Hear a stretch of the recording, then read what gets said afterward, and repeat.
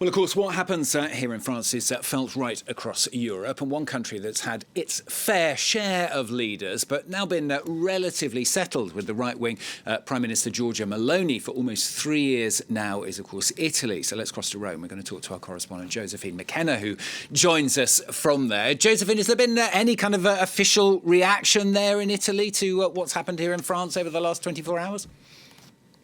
We haven't seen any reaction yet from the Prime Minister Giorgia Meloni, but we've seen a huge reaction in the media overnight. One headline describing it as the last tango for the French government, and another one saying that this political chaos in France would not be displeasing to the Prime Minister Giorgia Meloni, who has had a bit of a topsy-turvy relationship with the President Emmanuel Macron. On the other hand, the Deputy Prime Minister, who's more moderate, Antonio Tajani, has said that the upheaval we're seeing in France is in nobody's best interests, particularly because France is such a powerful economy, one of the founders of the European Union. One person who might be cheering on his ally Marine Le Pen is the other Deputy Prime Minister, the leader of the far-right, Matteo Salvini, who sees any kind of upheaval and any opportunity to advance the interests of Marine Le Pen and her national rally as an opportunity for him to strengthen his own position within the coalition here in Italy.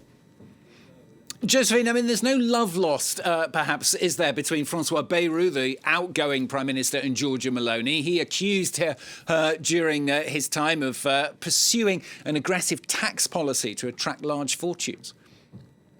That's right. Just recently, Francois Bayrou accused the Italian government of what he called fiscal dumping, creating tax breaks to attract investors and foreign businesses at the expense of France.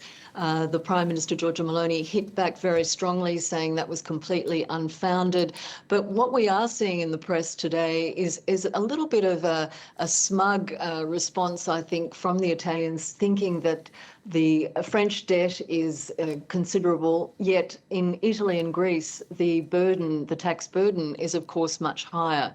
So it's not a time for the Italians to be celebrating their own economy, their own economic fortunes at the expense of the French, because I think many people here, on reflection, see that the economic problems and the political challenges that we're seeing in France have implications for the rest of Europe.